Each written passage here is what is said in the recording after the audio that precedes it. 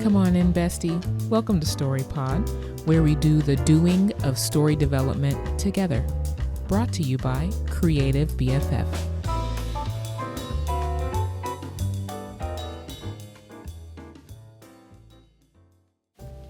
Hello, and welcome to this video/audio edition of the StoryPod podcast, brought to you by Creative BFF. Okay, my name is Ashley. If this is your first time here, welcome. Now we're best friends. You have no choice. No, I won't force you to be my friend, but I hope that by the end of this, you will want to be my best friend, okay? Because I want to be your best friend. I want to help you with your stories, all right? Let's do the doing of story together. Is that cheesy? Can you guys help me come up with a better little tagline? Because I couldn't think of anything else. It's like, we just do story stuff here, okay? We don't necessarily break down, the theory of story, but we just do it because the doing is fun. You know what I'm saying? So anyway, reeling it all the way back in. Okay. What we're doing today is one of my favorite things to do. Now, if you've listened to any of my podcasts, which I doubt that you have, but if you've listened to any of my podcast episodes, you know that one of my favorite things to do is to answer story questions. Girl, listen. I just realized I'm looking all over the place. I'm probably not even looking at you right now. Please forgive me. My eyes float. They bounce. So please forgive me if at any time I'm not looking at you in your beautiful face, but know that my heart is there. Okay. The eyes of my heart are looking at your beautiful, handsome face. But in any case, the eyes in my face, the eyes on my body are bouncing around. So anyway, okay, we're going to be answering a question. Now, because at the time of the recording, nobody knows that I exist. Okay, so I have to go to Reddit to find questions. But if you have a story question that you would like me to answer on the podcast, I would love to. Do you know how happy that would make me? I would absolutely love to do that. So in order to send me your question, please send me an email to ash@creativebff.com, or you can go to my website, creativebff.com, to the contact page, and you can fill out the little contact form there. Please make sure on either option to put that you have a story question so I do not delete your email, because girl, the spam be getting me, okay? So anyway, we are answering a question from a Reddit subreddit, which I don't know which one it was. It was a writing subreddit, a character subreddit, because a pop-up is covering the name of the Reddit, okay? The subreddit. But the author is the Wallflower. Now, their question is, help, the Chocomancer. That's pretty much all I've got so far. He does magic with chocolate. He can conjure chocolate, including variations. Essentially, he can pretty much make any candy bar there is. He was employed by the king, but his employment became more like a prison and he escaped. I'm trying to figure out a story for him. What kind of adventures can he go on? What conflicts might he have? What is a lie/misbelief he might have? Now listen, I read the question a couple of times. I had a thought about a lie misbelief, a very easy one, maybe like a softball lie misbelief that he could have. And then I started recording. Okay, listen. So we're kind of going to be thinking through this together as we do. Also, you may be sitting here with me for a few minutes because I am probably not going to be doing a lot of editing, a lot of video editing until such time as I have the funds to hire an editor. So you're getting it raw. All right, we're doing this raw right now. So working backwards. So if my eyes shift, I'm looking at the question because it helps me to reread the question, so I'll be doing that. Please forgive me. In terms of a lie or a misbelief he might have. Now, of course, a lot is going to really depend on the world building. And I say that a lot. It's going to depend on the world building. It's going to depend on the tone of the story. But since he's a Chocomancer, it kind of is lending itself to more of a cozy fantasy, which is a genre that I'm just discovering, and I kind of love it. I love it. So it's going to be probably more cozy, more fun. It may be a little more difficult to do something with a darker tone with a Chocomancer, someone who manipulates chocolate, but you can do it. You can do it, and that could be very, very cool. That could be a fun challenge to do. But the path of least resistance would probably be a cozy, humorous type of story. So that's also gonna, what you come up with for this character is gonna depend on the world that he's in, right? So a really easy lie or misbelief that he can have is that his ability doesn't matter. His powers don't matter. They don't really help anybody. Because we could have him in a world where there are people who have real, like, earth-shaking, world-changing types of magic, right? So people who can actually, like, raise people from the dead, resurrection, people who can heal, just like maybe like the typical types of abilities that you would see in an RPG or in a fantasy story. So you could have him in that kind of world. And so he could be of a class of magic users that are relegated. Okay, here we go. Okay, so like it's starting to pop. So we're doing this live, okay?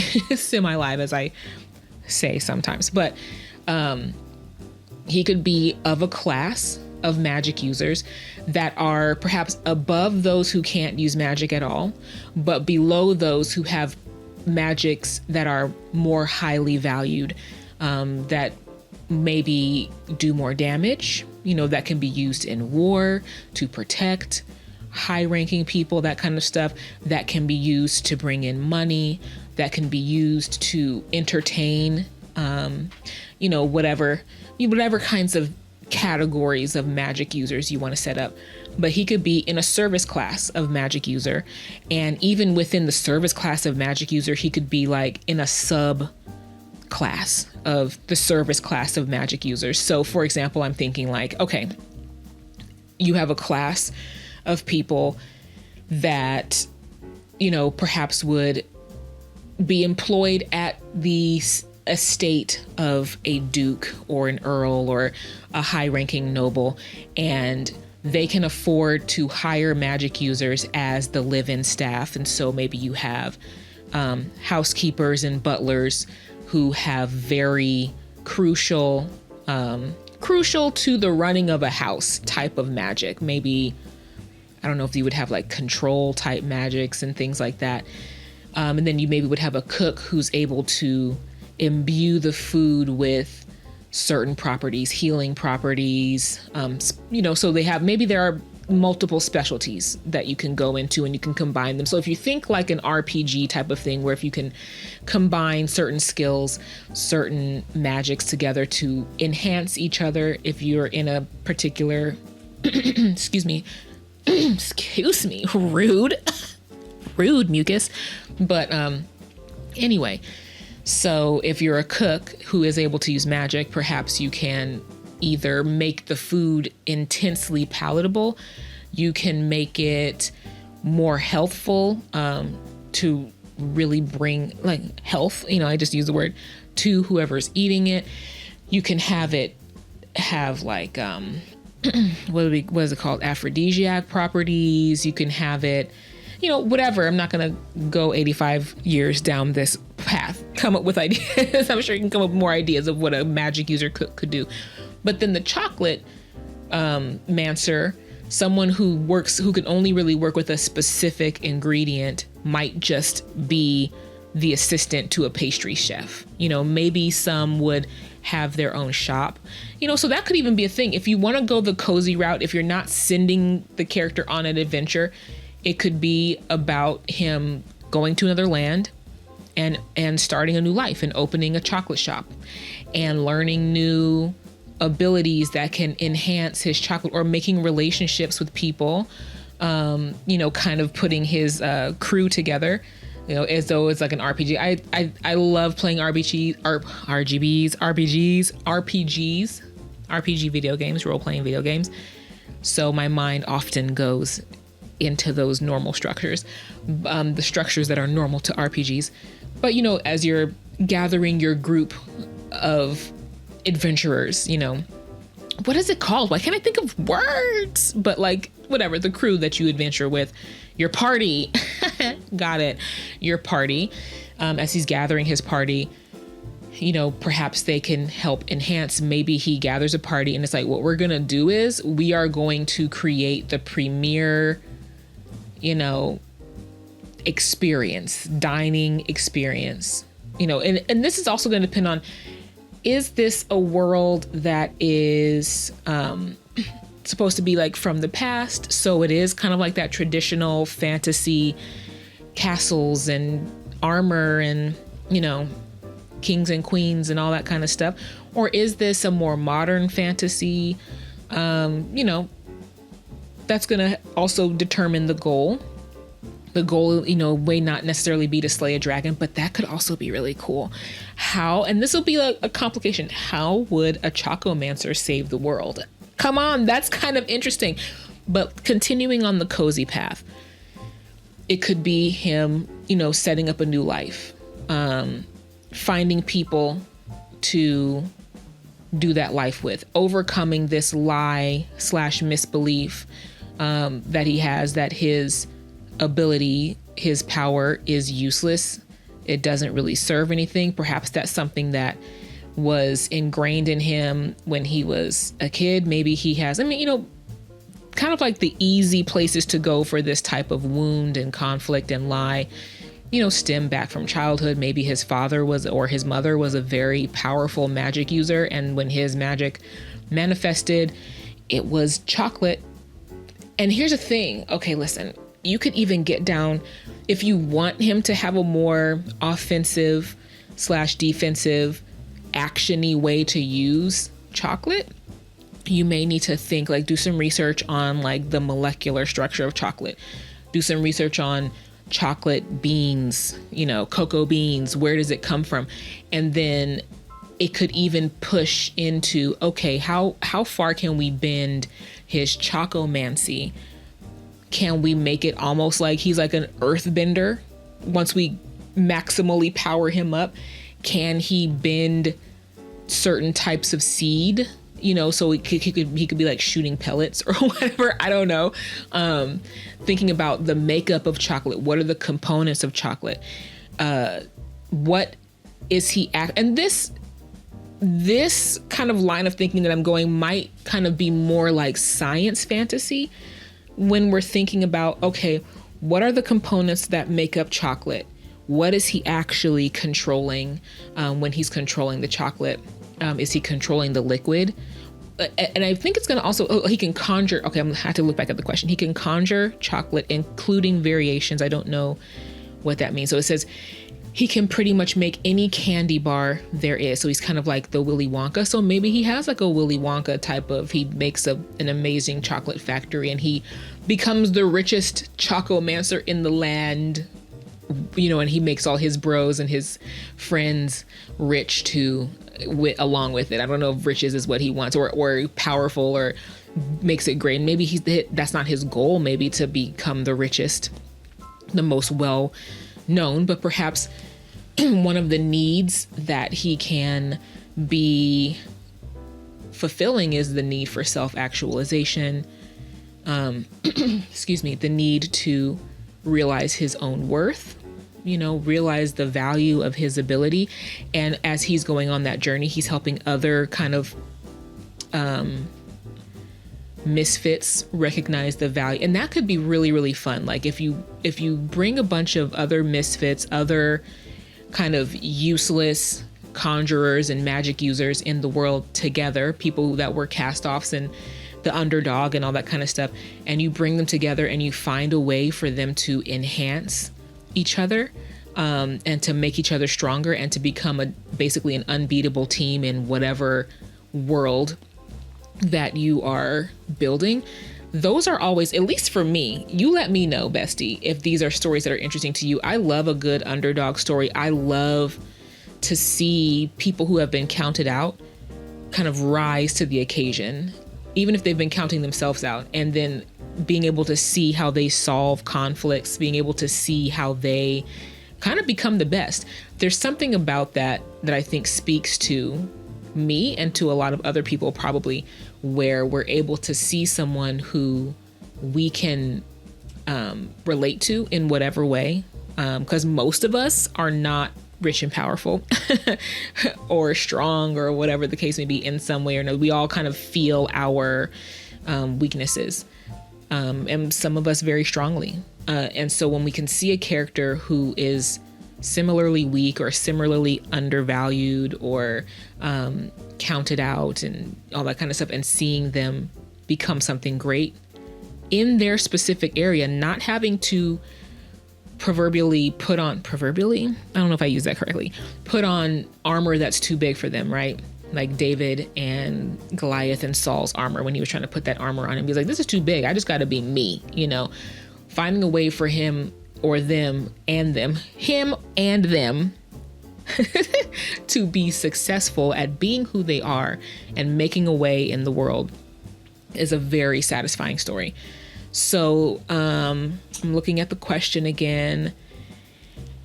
And I mean, like, if the employment, being employed by the king, so it may or may not work because he was employed by the king, but his employment became more like a prison and he escaped. So there is some value there. Like, if he was a good enough Chocomancer to the point where the king is kind of like imprisoning him to a certain extent, maybe not in name, but in deed, there is some value there, but of course that value would depend on what the king values, right? Sorry, I was just making sure that I was actually recording.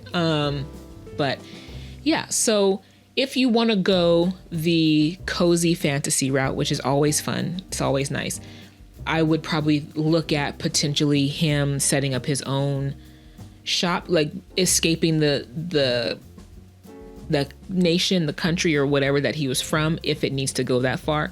Along the way, finding a party of similarly misfitty type of adventurers and them banding together in friendship and trust and all that kind of stuff, and maybe some conflict too, to create something for themselves that perhaps becomes world renowned. I think that could be a fun story.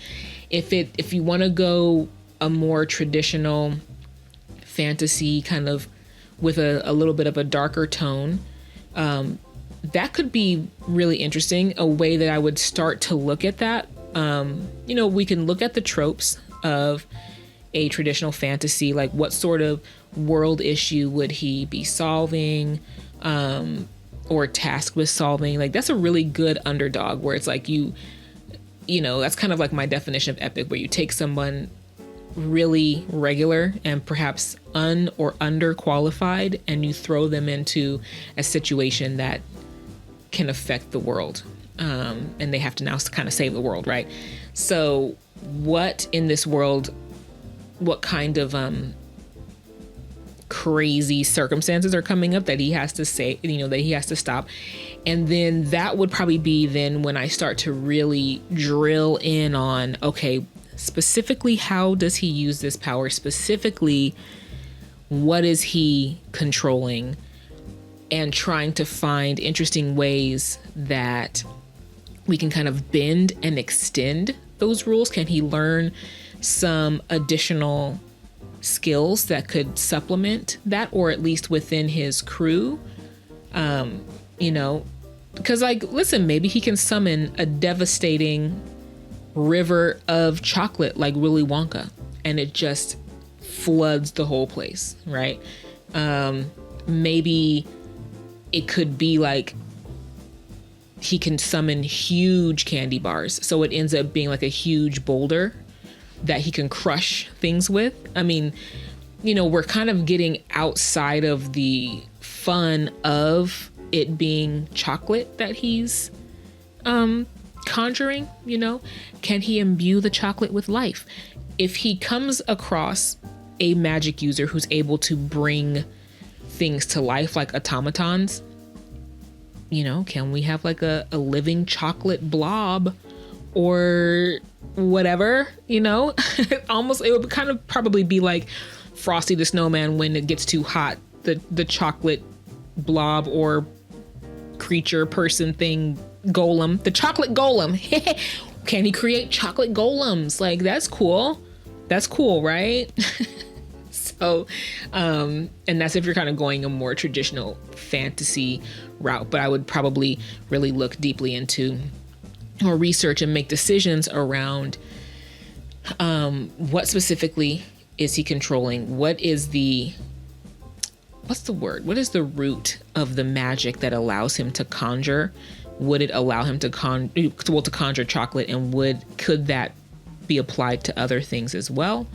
What sort of chocolate could he conjure that could have a more offensive or defensive use if we're going on a more traditional fantasy situation? And the lie could still be that his magic is useless. That's the quickest one off the top. Now, I would have to probably sit with this author and kind of really, what do you want for this character? Tell me about the character's backstory so we can really pull on the depths of what the lie or misbelief he may have. What kind of story do you want to tell? All of that kind of stuff. But this is just some kind of possible directions off the top of the dome that this writer could go. Well, what do you think? What do you think? How would you, girl, this mucus will not let me be great. It won't let me be great. Okay. But we persevere. What would you do? Let me know in the comments. I'm very interested. Like, where would you take this story? Would you want it to be a cozy fantasy? What other genre would you put it in that could be kind of fun, you know? Or would you want it to be a more traditional fantasy type of thing? What lie would you give? What misbelief would you give this character? What sort of adventures would you send them on? I am very, very interested. Let's be kind and respectful in the comments, because we're best friends, and best friends treat each other with respect and kindness, right? Don't we? Okay. We don't have to agree, but we can disagree respectfully, tactfully, kindly, so that we can still be best friends at the end. You know what I'm saying? So anyway, thank you so much for joining me for this this audio visual episode of the podcast. And I will see you next time. Is that cheesy to like, see you next time?